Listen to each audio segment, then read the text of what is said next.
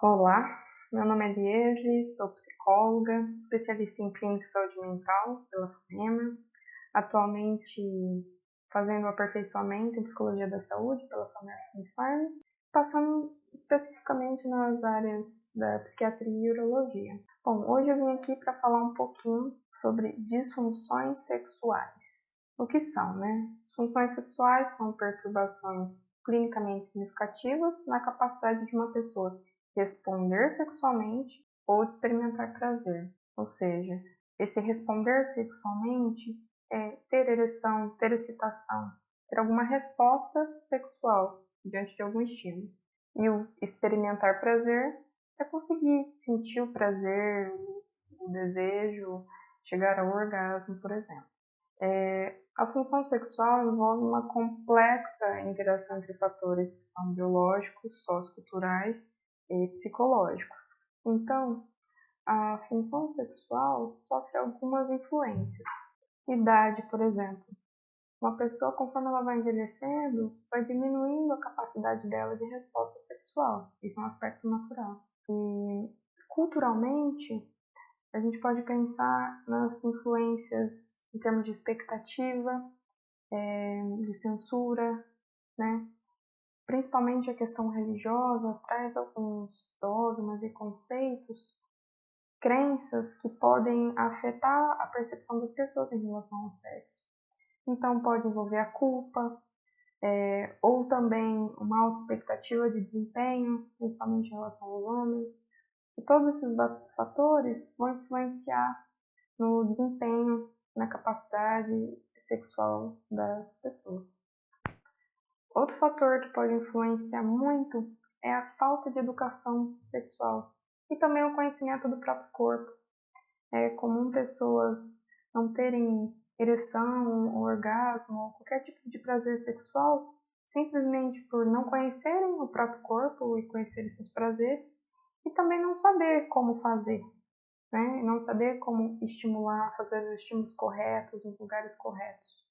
Então isso também pode ser algo que influencia na incapacidade de ter ereções, de ter orgasmos, mas nesse caso não configura um transtorno psiquiátrico, né? Porque vai ter mais uma questão de educação envolvida, um desconhecimento de como fazer.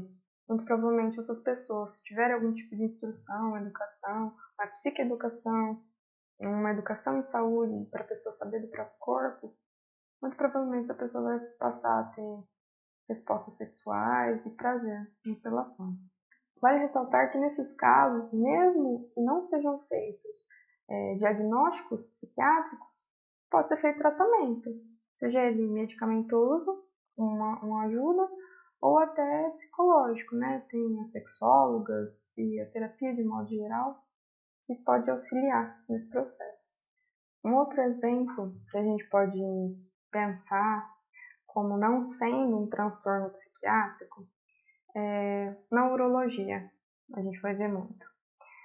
A urologia é uma especialidade que é responsável principalmente por diagnosticar e tratar quem tem câncer de próstata. O principal tratamento para o câncer que é preconizado e que é muito feito é a prostatectomia, que basicamente é a retirada da próstata, né, como um meio aí de se livrar do câncer.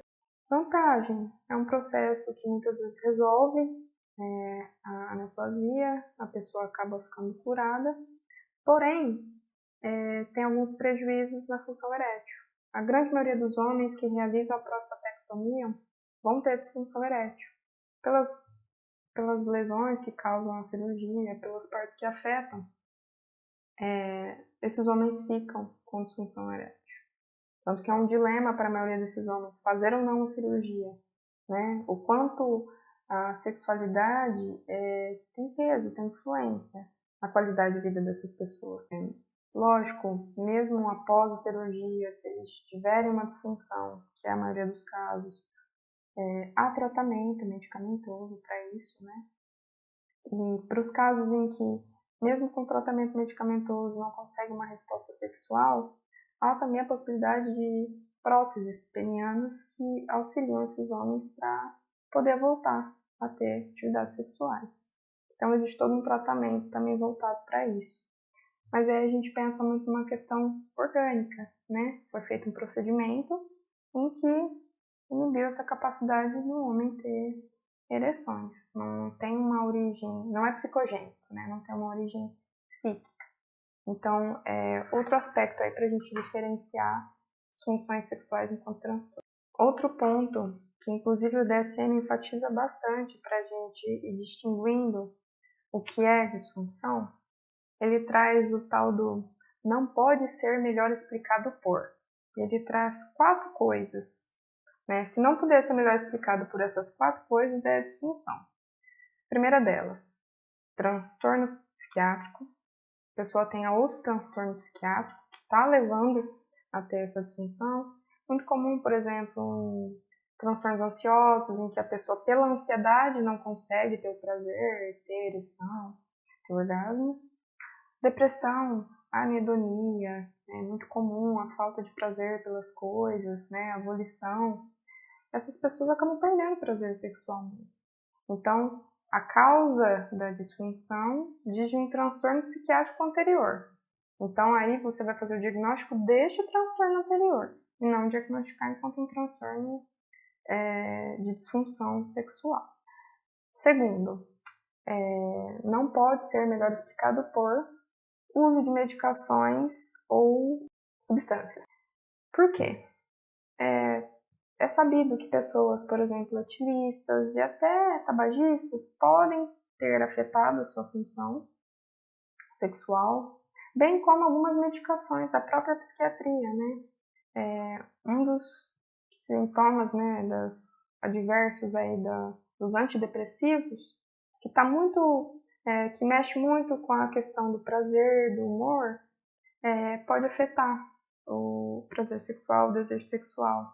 Então, talvez iniba. Então, quem faz uso de antidepressivo, talvez tenha alguma alteração aí nas questões sexuais.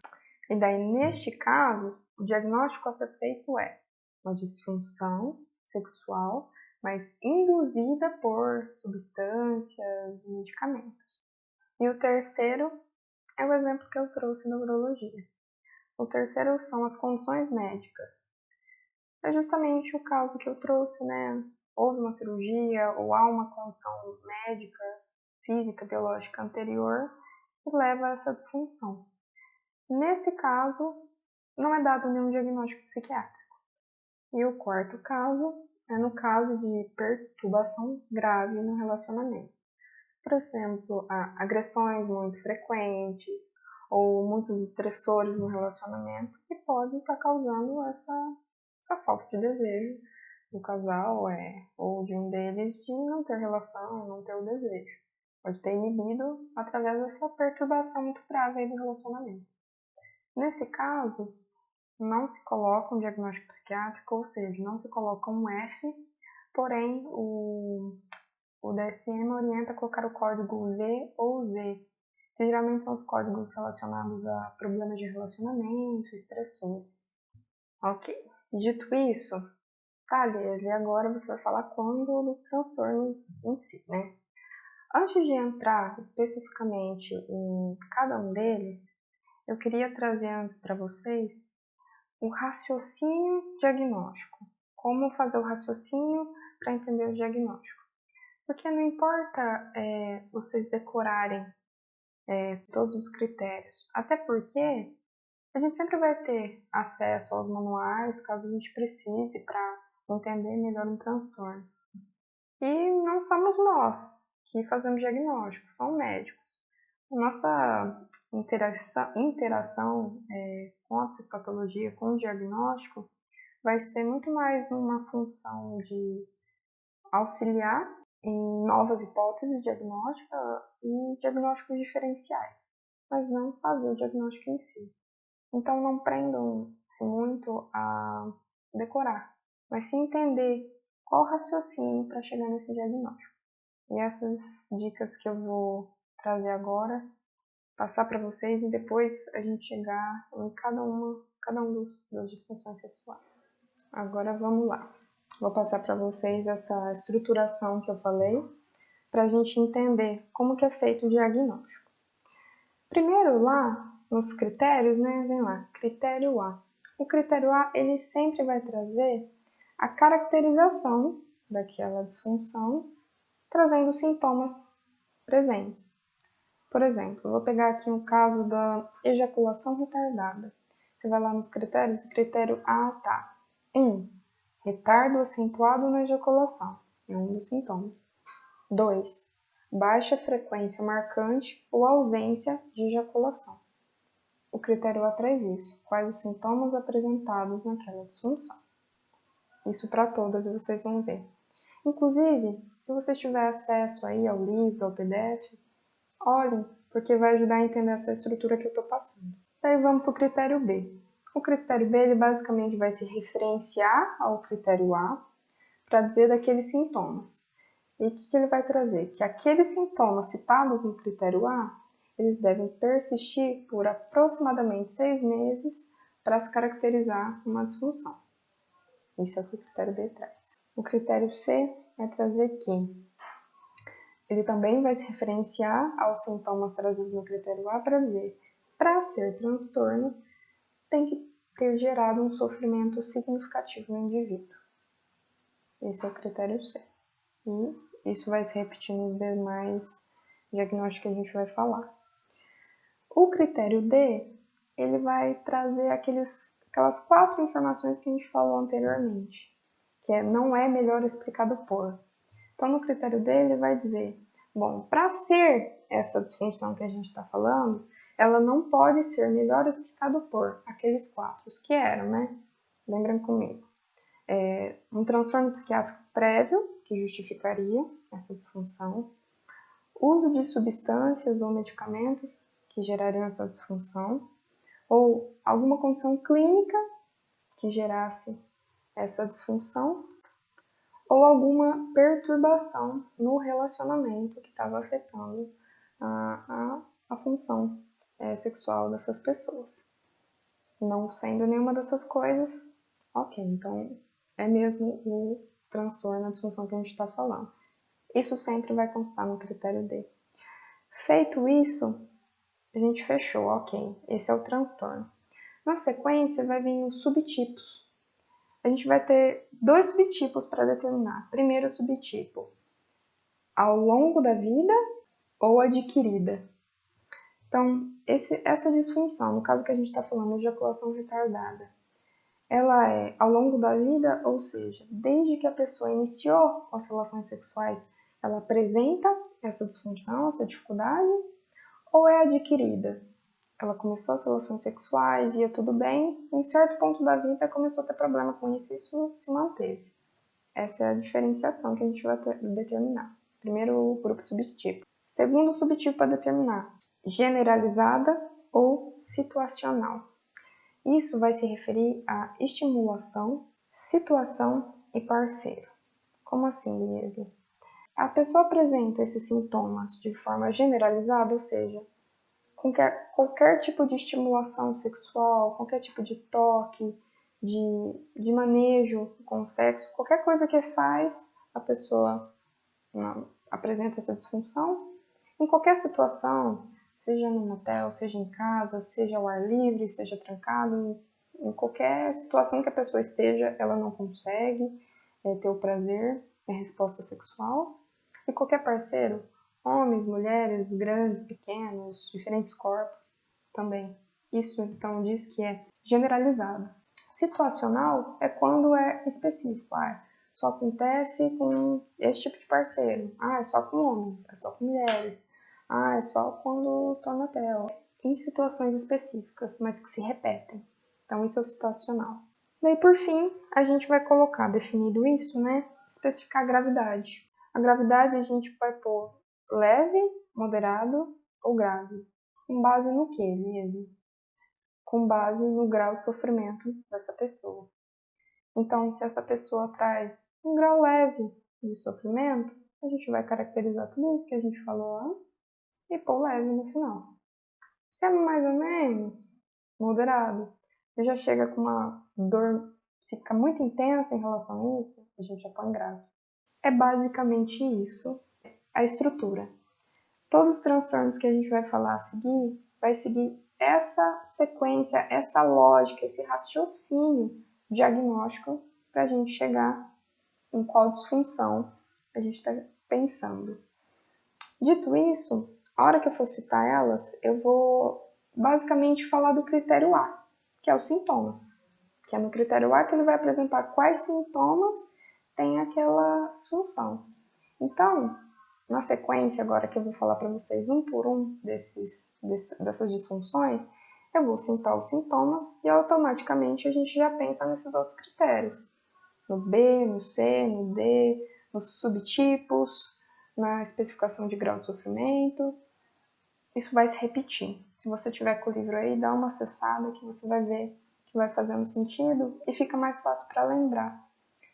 Reforçando, a gente não precisa decorar tudo isso, a gente só precisa ter uma noção, porque sempre a gente vai ter o acesso a esses manuais que inclusive são renovados no decorrer do tempo, né? Porque a cultura muda, as pessoas mudam, a medicina, a psicologia, a psiquiatria tem que se adaptar. Então, agora na sequência, vou falar das disfunções especificamente agora, né? Vou falar de 7. 4 delas relacionadas a homens, disfunções que ocorrem nos homens, e 3 delas relacionadas às mulheres, disfunções que ocorrem nas mulheres. Vou falar primeiro as 4 relacionadas aos homens. Agora eu vou falar para vocês das 4 disfunções sexuais que ocorrem nos homens. Uma delas é a ejaculação retardada, quando demora excessivamente para ter ejaculação. Ejaculação prematura, ou mais conhecida como a precoce, que é ter muito rápido, né? Transtorno erétil e transtorno do desejo sexual masculino hipoativo. Essas são as 4 do homem. Vamos lá. A primeira que eu vou trazer é justamente a ejaculação retardada, que eu falei com vocês um pouquinho agora há pouco. Mas agora eu vou citar de novo. O que é trazido no critério A dessa disfunção sexual? 1. Critério A, item 1. Sintoma 1. Retardo acentuado na ejaculação. Sintoma 2. Baixa frequência marcante ou ausência de ejaculação. Ou seja, esse indivíduo ele tem um retardo acentuado ou uma incapacidade mesmo de atingir a ejaculação. Vale ressaltar que esse é um diagnóstico que depende muito do relato do paciente. Por quê? Não existe um consenso entre quanto tempo é o tempo adequado para ter uma ejaculação. Como é muito incerto esse tempo, a base do diagnóstico vai ter muito mais a ver com o relato do paciente, o que é muito para ele, quanto tempo. Então, é um diagnóstico um pouco mais complexo. Os demais itens é o que a gente falou. Então, só para retomar, o critério B vai falar desses 2 sintomas que a gente comentou e vai dizer que para ser ejaculação retardada tem que ter persistido por aproximadamente 6 meses. Daí o critério C vai dizer que para ser ejaculação retardada vai ter que causar um sofrimento significativo no indivíduo. E o critério D vai trazer que não pode ser mais bem explicado por aqueles 4 itens que a gente comentou. A outra disfunção que a gente vai falar é o transtorno erétil. Critério A, quais os sintomas que tem um paciente com transtorno erétil? São colocados 3 sintomas, que são dificuldade acentuada em obter ereção durante a atividade sexual. 2. Dificuldade acentuada em manter uma ereção até o fim da atividade sexual. E 3. Diminuição acentuada na rigidez erétil. Ou seja, a característica particular do transtorno erétil é a falha repetida em obter ou manter ereções durante as atividades sexuais com o parceiro ou parceira. Vale dizer que esses homens eles podem apresentar baixa autoestima, baixa autoconfiança, um senso diminuído de masculinidade. Isso me faz lembrar de uma série, para quem gosta de fazer essas correlações com filmes e séries, Não sei se alguém já assistiu Sessão de Terapia. É uma série dirigida pelo Selton Mello. Na 4ª temporada, o Selton Mello ele faz o papel do terapeuta. E um dos pacientes dele, o Nando, vem com uma queixa de disfunção erétil. E é muito bacana porque é psicogênico. Então, para quem gosta, vale a pena assistir, viu? O outro transtorno é o transtorno do desejo sexual masculino hipoativo. Critério A. Quais os sintomas para caracterizar esse transtorno? São pensamentos ou fantasias sexuais e desejos para atividade sexual que estão deficientes ou ausentes, de forma persistente ou recorrente. A gente fala persistente quando a gente pensa uma coisa que é contínua, que não cessa. É recorrente porque repete-se muitas vezes, né?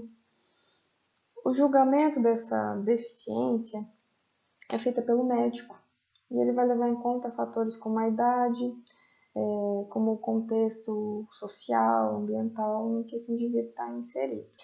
É interessante que nesse diagnóstico eles enfatizam a importância da inclusão do critério do tempo, que está lá no critério B, aquele mínimo de 6 meses para considerar que é o transtorno. Porque eles falam que é uma salvaguarda para os casos em que o desejo reduz em períodos por questões ambientais ou estressores. Eles até dão um exemplo, por exemplo, quando os homens estão preocupados, por exemplo, em engravidar a parceira, e talvez isso acabe inibindo o desejo sexual dele. Então, esses 6 meses fica como uma segurança aí para dar esse diagnóstico. Tá aí a importância do critério do tempo. Agora vamos falar da ejaculação prematura, ou mais conhecida, né, como precoce. Critério A, sintoma, caracterizado por um padrão persistente ou recorrente de ejaculação que ocorre durante a atividade sexual com a parceira dentro de aproximadamente 1 minuto após a penetração vaginal e antes do momento desejado pelo indivíduo. Ou seja, antes que ele queira, sem que ele queira, ele já tem essa ejaculação. É interessante que nessa disfunção é colocada uma nota que esclarece que a ejaculação precoce ela pode acontecer com penetrações não vaginais, porém eles não têm melhor explicados, não têm critérios para isso, mas eles enfatizam que pode acontecer também. Outro dado interessante é trazido no critério B, aquele dos 6 meses. Aqui é acrescentado no critério B, digamos um adendo, né, que essa ejaculação precoce tem que ser experimentada em todas ou quase todas as atividades sexuais, seja em situações específicas ou contextos gerais. Ou seja, de 75% a 100% das vezes que forem feitas atividades sexuais, tem que apresentar a ejaculação precoce. Agora vamos falar dos 3 últimos transtornos relacionados às mulheres, as disfunções sexuais relacionadas às mulheres. São elas, né? Transtorno do orgasmo feminino, transtorno do interesse, excitação sexual feminino e transtorno da dor gênito-pélvica ou penetração. São esses 3. Agora eu vou falar cada um deles. O transtorno do orgasmo feminino, os principais sintomas, né, que preenchem o critério A são 2. O retardo acentuado, com frequência acentuada ou ausência do orgasmo. E o 2, intensidade muito reduzida de sensações orgásmicas, ou seja, esse transtorno é caracterizado pela dificuldade de atingir o orgasmo ou pela intensidade muito reduzida dessas sensações orgásmicas. Ou seja, ou a pessoa tem muita dificuldade para chegar, demora muito, ou são até ausentes, ou quando tem os orgasmos, eles são muito fracos, digamos assim, pouco perceptíveis para a pessoa. Então, são essas 2 principais características do transtorno do orgasmo feminino. Agora vamos falar do transtorno do interesse sexual feminino. O critério A vai trazer que o principal sintoma é a ausência ou redução significativa de interesse manifestada por pelo menos 3 dos itens que eu vou citar para vocês agora. São 6 itens, ou seja, desses 6 que eu vou falar, para se caracterizar o transtorno, pelo menos 3 tem que estar acontecendo com a mulher. Eu vou ler os 6 aqui para vocês. 1. Ausência ou redução do interesse pela atividade sexual. 2. Ausência ou redução dos pensamentos ou fantasias eróticas. 3. Nenhuma iniciativa ou iniciativa reduzida de atividade sexual e, geralmente, ausência de receptividade às tentativas de iniciativa feitas pelo parceiro, ou seja, não procura e, quando é procurada, também rejeita, não aceita muito bem. 4. Ausência ou redução no prazer sexual durante a atividade sexual em todos ou quase todos os encontros sexuais. É aquele 75% a 100%. Então, de 75% a 100% das vezes, tem uma redução ou ausência do prazer da mulher. 5. Ausência ou redução da excitação sexual em resposta a qualquer indicações sexuais ou eróticas, internas ou externas, escritas, verbais.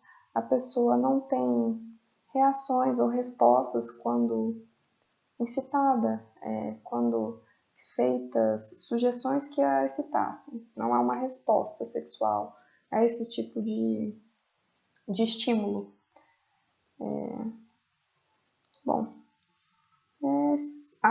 6. Ausência ou redução de sensações genitais ou não genitais durante a atividade sexual, em quase todos ou em todos os encontros sexuais, que é a reação, digamos, mais fisiológica do prazer, ausentes em praticamente todas as relações sexuais.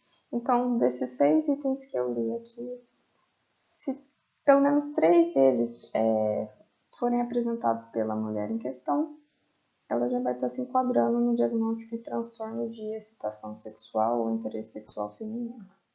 Por fim, o último transtorno que a gente vai falar, que se refere às mulheres, para finalizar as disfunções sexuais, é o transtorno da dor gênito-pélvica. O que caracteriza, né? Vamos lá, critério A. Vai ser semelhante ao anterior, a questão de citar os sintomas, o maior número deles.